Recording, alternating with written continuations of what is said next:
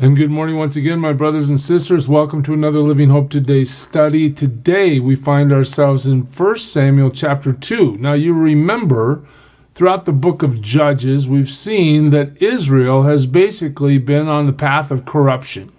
The priesthood is corrupt. The morality of the people is corrupt. Their pagan idolatry just flourishes. Everybody's doing what is right in their own eyes. Well, as the book of 1 Samuel begins, we see the birth of Samuel. God is going to intervene in this trend that his people are trapped in, and he's going to rectify it. And one of the ways God will move is to eliminate this apostate priesthood. He's going to judge them, and that's what we'll see today. When you get to 1 Samuel 2:12, you read this: Eli's sons were wicked men. They had no regard for the Lord. Now you got to remember something here. Eli's a priest. Why is he a priest? Because he went to seminary and he's dedicated his life to God and he understands the principles of God's kingdom. He wants to serve God in humility. Is that why he's priest? No. He's priest because he's a descendant of Levi, of Aaron. Okay? He's part of the Levitical tribe. Why are his sons priests? They were born into it. They don't have any buy-in necessarily in terms of serving God. They're like the kid that, their parents drug them to church their whole life. And they know what to say, and they know how to act, and they know what to do to survive. But guess what? There's nothing in the heart that declares any allegiance to Jesus Christ or to following God. That's what we're being told about the priest's sons. They were wicked men. They had no regard for the Lord. Now, it was the practice of the priest with the people that whenever anyone would offer a sacrifice, and while the meat was being boiled, the servant of the priest would come with a three-pronged fork in his hand. What we're going to see here is there's a violation in priestly protocol. He would plunge it into the pan or kettle or cauldron or pot, and the priest would take for himself whatever the fork brought up. And this is how they treated all the Israelites who came to Shiloh. We're coming to Shiloh because that's where God says he wants his tabernacle to be set up and where he wants to be worshipped. We're going to the priest. We're going through all the things that God has told us to do. But the priest, instead of following the protocol of burning the fat and offering the offering in a way that God has prescribed, the priest is greedy. He's going to take the people's meat without offering it properly for his own benefit. But even before the fat was burned, the servant of the priest would come and say to the man who was sacrificing, "Give the priest some meat to roast.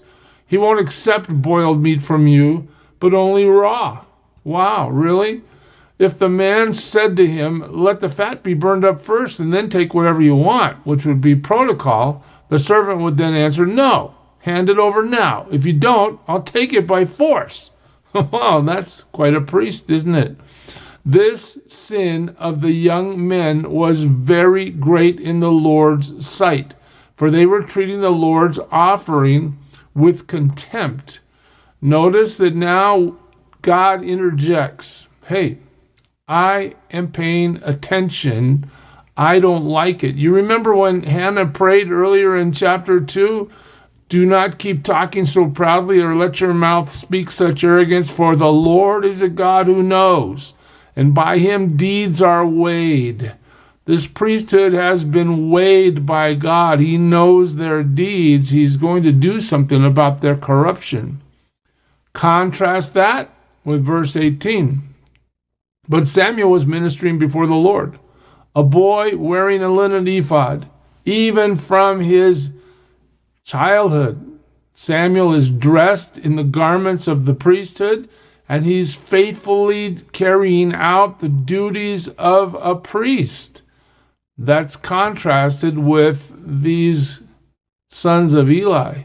But we're told first, each year his mother made him a little robe and took it to him when she went up with her sacrifice to offer the annual sacrifice, with her husband, to offer the annual sacrifice. You just see that Hannah is still in the picture. Hannah's still giving Samuel her full support, making little robes for him so he can serve. But understand, she's offered him to the Lord. He belongs to the Lord for life. He's faithfully serving. He's wearing the linen ephod. He's doing exactly what pleases God. Wow. Back to the bad scenario. Eli would bless Elkanah and his wife, saying, "May the Lord give you children by this woman to take the place of the one she prayed for and gave to the Lord." And then they'd go home, and the Lord was gracious to Hannah. He conceived and gave birth to 3 sons and 2 daughters. Meanwhile, the boy Samuel grew up in the presence of the Lord. So Eli blesses them. Hannah is fertile. She's having kids now, where Peninnah had been ridiculing her for so long about why she couldn't have kids. Now Hannah's having children. Samuel has siblings. Okay, so at least we're showing that Eli has a heart. He knows that Hannah gave her son to the Lord. He knows that Samuel's a blessing from God. He wants Hannah to have more children. That's good.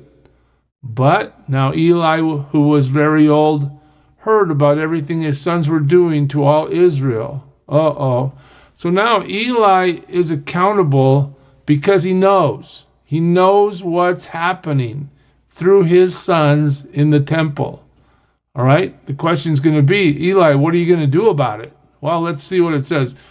He heard about everything they were doing, how they slept with the women who served at the entrance to the tent of the meeting. So he said to them, "Oh, well, this sounds good. Maybe a little confrontation. Why do you do such things?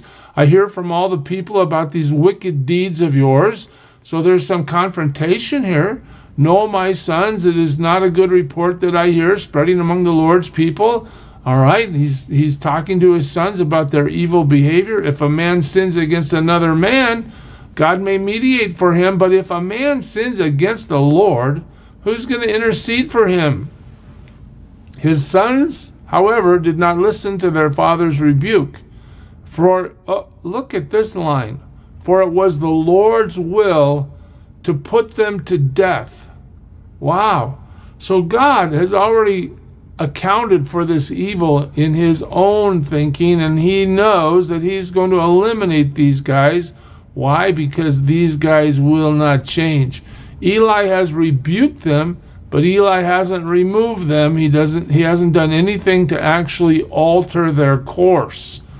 Okay, and the boy Samuel, back to the good contrast. He continued to grow in stature and in favor with the Lord and with men. That reminds me of that verse in Luke where Jesus is growing in stature as he's raised up to be the one who has come to die for us. Okay, we see a similar idea here in Samuel. He's in favor of the Lord. Well, now a man of God. Oh, this is interesting, isn't it?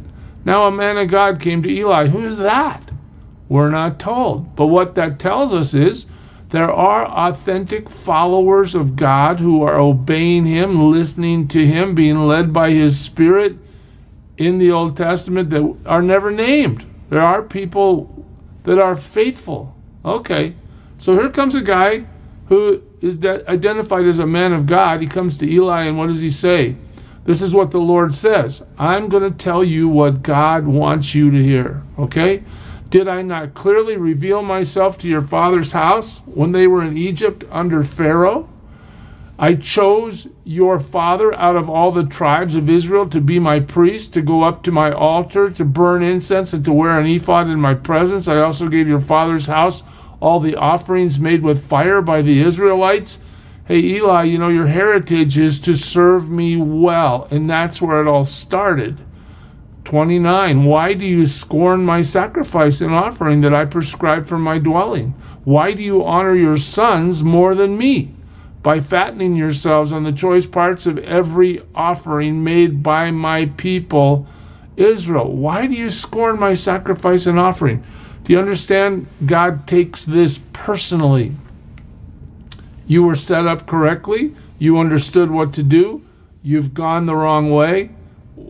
Do you think I'm not going to respond? I mean, God's sitting there thinking, you think I'm just going to let your corruption bleed through the whole system and you don't have to worry about it while you get fat off the people's offerings?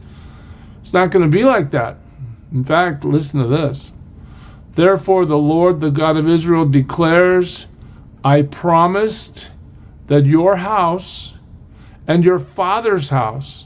So let's take the line down through the descendants of Eli. Let's take the line up through the descendants of, or through the ascendants. I don't know what you call them. The people before Eli, right? Your father's house would minister before me forever. I did make that promise, but now the Lord declares, far be it from me, those who honor me, those who honor me I will honor, but those who despise me will be disdained. Hey, guess what?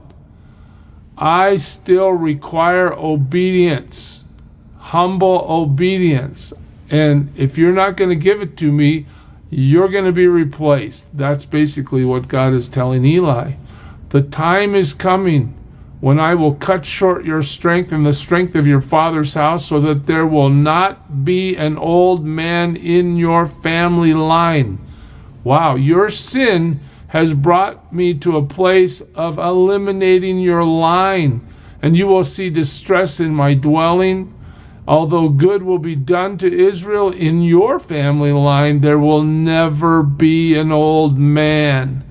Every one of you that I do not cut off from my altar will be spared, only to blind your eyes with tears and to grieve your heart, and all your descendants will die in the prime of life.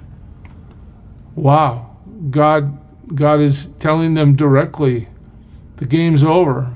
You might have thought you were getting over on something, but I'm not going to tolerate it. And what happens to your two sons, Hophni and Phinehas, will be assigned to you. What's going to happen to them? Well, they'll both die on the same day. Your sons are going to be eliminated, all right? I will raise up for myself a faithful priest, all right? Now remember, we've been watching Samuel grow in the priesthood here in Shiloh under the supervision of Eli, who will do according to what is in my heart and mind. I will firmly establish his house, and he will minister before my anointed one. Who's that? Most scholarship appointed Jesus right here, the anointed one, the Messiah. He will minister before my anointed one always.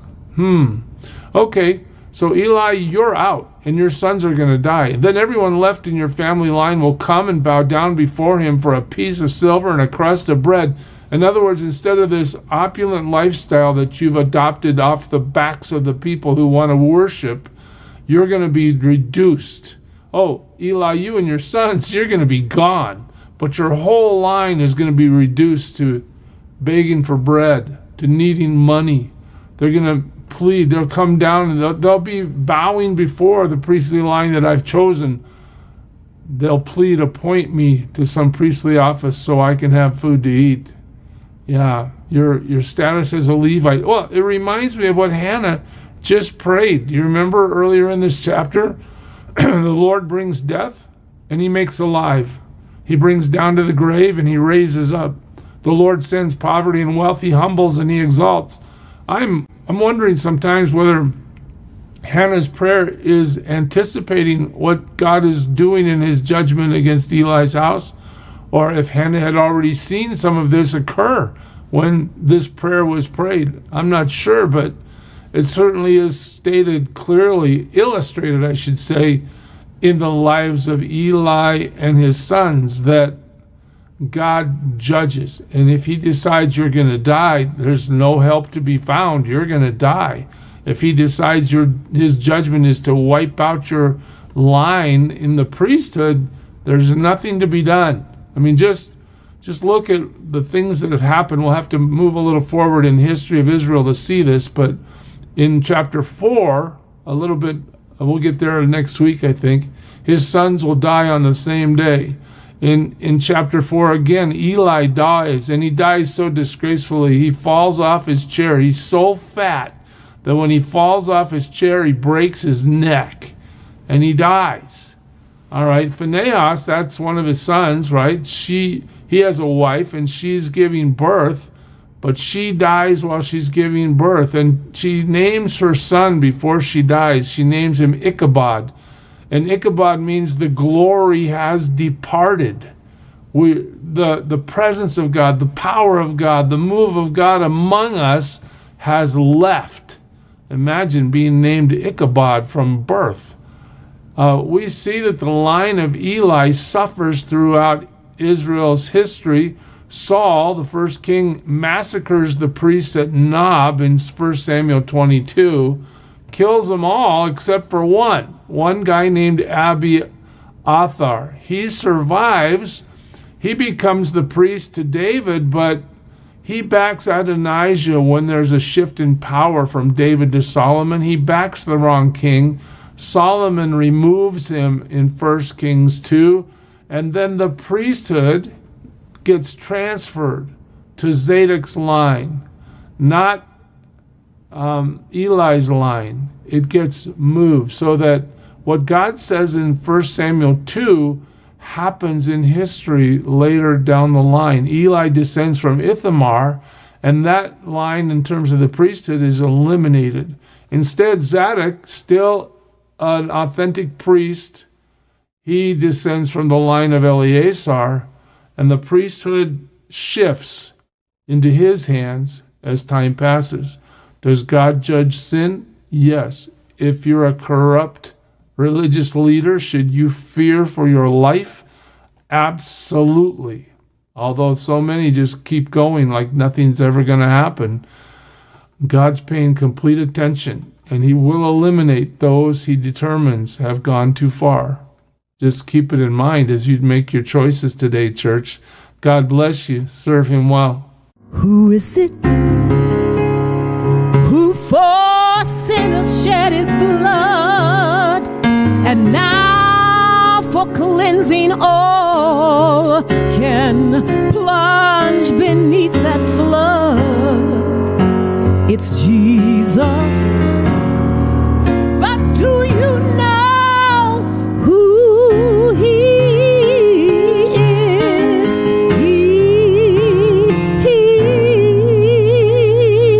He's the